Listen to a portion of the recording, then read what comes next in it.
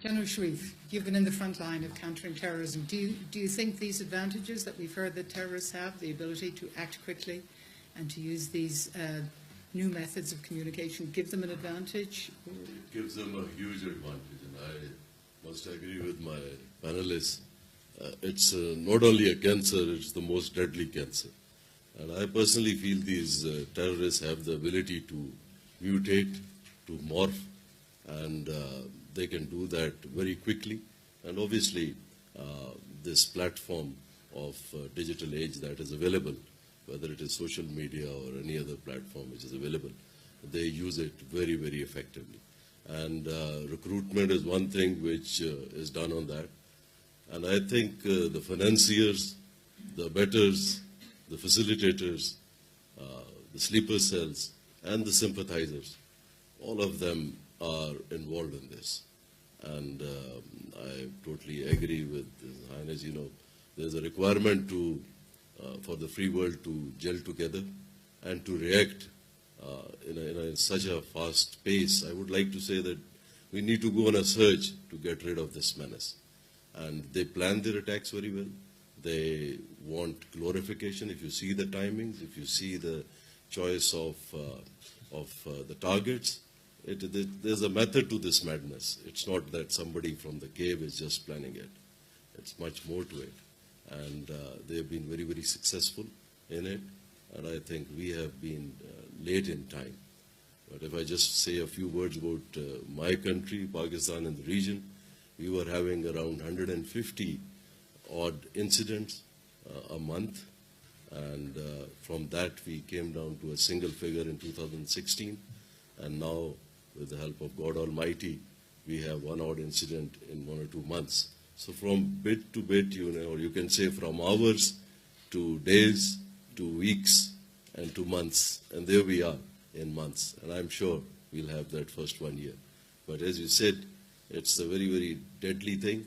And we all need to put our act together. Yes, please. Yes. Absolutely right, because in Pakistan also, it was a whole-of-nation approach. And I think that paid. We had some very horrendous attacks, like the school incident, in which, you know, over 135 children were killed, and martyred. So everybody came together and gelled together. So I think at the international level also, there is a requirement to have synergy in effect and to have a platform. And UN resolution like 1373 says it all, you know, everybody has a responsibility. And I think, as you said, you know, about the digital age, and I think intelligence sharing is key to success against terrorism. And that's very, very important. And if there is intelligence shared and there's actionable intelligence, and if people work on it, the countries react to it, I think it can bring in a marked difference. Please. When I was referring to this whole-of-nation approach, obviously, I just gave an example, and you're absolutely right. It has to be at the international level. And I'll say that these freedom of speech and, you know, other things like human rights and all, they are limitations, and they are difficult to handle when you are dealing with hardcore terrorists. And if you talk of human rights, I'll just give an example, again, of about 100 odd mothers whom I met after the incident. Myself, my wife, we were there, and they were all demanding that they should be caught and apprehended and hanged there in the school premises. So somebody mentioned about human rights, so they just literally got hold of me and said that, what about our human rights? So there is a balance which is required, and especially for those, I would say, hardcore terrorists who have been holding heads of 2 of my soldiers, you know, one in each hand, and playing football with the third one. So there is a need to, you know, deal with these terrorists in a very firm, in a very bold, audacious, and I personally feel in a manner that it creates deterrence. Obviously, the norms and other rules and regulations need to be followed, but I think that's the way forward. for those who, and then the second point, obviously, the counter narrative, that is very, very important. In fact, the same vehicle which they are using, I personally feel we should be using it better than that. And this counter narrative should be going out day in, day out. And all our youth and, the people who get radicalized or who get impressed and all this narrative should be so potent, so strong, that it should nullify. Let me go back to the General. General, do you think you can deter somebody who is prepared to sacrifice their own life and their family's life? One can deter, why not? If there's a proper mechanism in place, and if there are courts which can take decisions, and in our case, I'll openly admit, we had the military courts, and 170 odd individuals were convicted and punished. There's a number of them given death sentence now. Obviously, there's still a very large number which is going through the process, and I must admit also that this was need of the hour. There's unusual time, so for that unusual, you can say, arrangement was required. So we did that, and there is deterrence, which obviously those who are in the pipeline, those who are gradually getting indoctrinated and all, they do get deterred. So I think apart from a kinetic operation, there's a development prong which is required, and with that, this deterrence has to be in place. And it does. A lot of heads nodding around the circle here. But I'll just like to, because about my previous comments, we are running 7 de-radicalization centers, and we have about 2,500 individuals. Sabaon is the name of the center, which is being light at the end of the day. So that is, those are being run. 2,500 individuals have come out of that. We involve the families. We have NGOs and everybody's working on it. In fact, we have experienced and we have delivered a number of fields. It is about 338,000 families, which is over 800,000 people, were moved out of an area. That area was about 8,000 square kilometers. So 8,000 square kilometer area, people were moved out.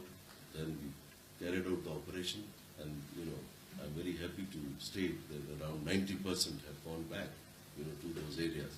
So we cleared the area, moved them back, and so all this has happened with a theme, build better than before, and obviously poverty, education, health, and all these things. We even gave them polio drops, and Robert Gatewood rang me up and thanked me. So that's the type of, that's what I was saying. There's a whole of nation approach required, and there is a full team behind it. So only then, it's not only it's not only an operation. It has to be a concept which deals with all these dimensions. Only then one can bring down terrorism and control extremism. My question is for the General, and about this tension between fighting the Taliban when there are sympathizers within the population who may not be in the tens, but maybe in the hundreds of thousands who are supporting them. How do you deal with this sort of tension? How do you go after the Taliban when there are large parts of the population who might be giving them shelter or maybe sympathizing with them and approving what they do? I'm just wondering if you can give us some insight as to how Pakistan dealt or continues to deal with this issue. Yes. Yeah, Please. The circumstances in Pakistan are difficult. There are huge challenges, and we need to understand those challenges. For example, we have over 3 million Afghan refugees in Pakistan for last over 30 years. We have a 2,400-kilometer border between Pakistan and Afghanistan, which is a porous border. We have intertribal linkages. There are a number of villages which are, you can say, divided villages in a sense that you can, have dinner in one house and then have lunch in the other, and you will be on the other side of the border. And then you have, as you said, a lot of people who are intermarriages, and so the milieu or the environment is pretty difficult. But Pakistan is managing that. Once we launched this Operation Zarb-e-Azb, we decided that we will establish writ of our country, rid of Pakistan, rid of the government in all the areas. So now the writ of the government exists in whole of Pakistan, and the border is being managed. There are difficulties on the other side. There are, pockets in Afghanistan where there are a lot of all these organizations, a lot of terrorists and the groups are there. And then there's the talk of various tribes and various networks like Afghanis and all. So that all is dependent on the situation in Afghanistan. So we hope and pray. It is our, brotherly country, and we hope and pray that stability returns to Afghanistan. And ours and Afghan destiny obviously is linked. And I personally feel the moment there is stability in Afghanistan, things will Yes. about various conflicts that are going on in the world. I personally feel there is a requirement to resolve these conflicts, but that would also, like Kashmir is one, Palestine is one, another conflict. And once we do that, I'm sure, again, it would help in having a better understanding, better harmony in various regions. Thank you. Vikram. Because glorification, in my opinion, is something on which these terrorist organizations thrive. And that's why they choose the right moment, the right target and all. And so in that way, maybe in the future, the West, or the developed countries, they will have problem in a sense as far as this cyber is concerned. If it has to be something, it has to be spectacular in nature. And I hope it doesn't happen. And it would be very unfortunate. But that's what they have always been trying. So that would be something if one can see with this. But there is a requirement to have filters. There is a requirement to control the technology in a manner that it does not get into the hands. It's easier said than done, but there has to be something done about it. And I personally feel the international community needs to sit together, develop a counter-narrative, and develop, as far as this digital age is concerned, develop some system that we have a check on it.